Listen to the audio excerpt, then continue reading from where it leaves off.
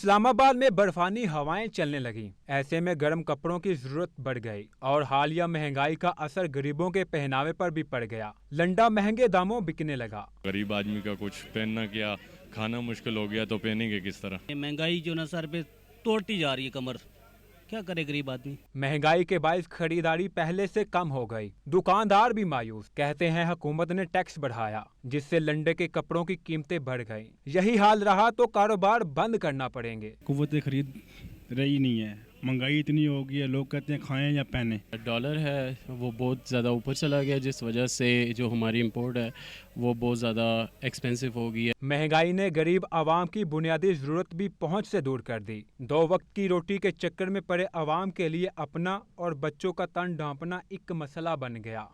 یک بستہ سردی سے بچنے کے لیے سستا لنڈا، شہریوں کا کہنا ہے مہنگائی کے باعث قوت خرید سے باہر ہے۔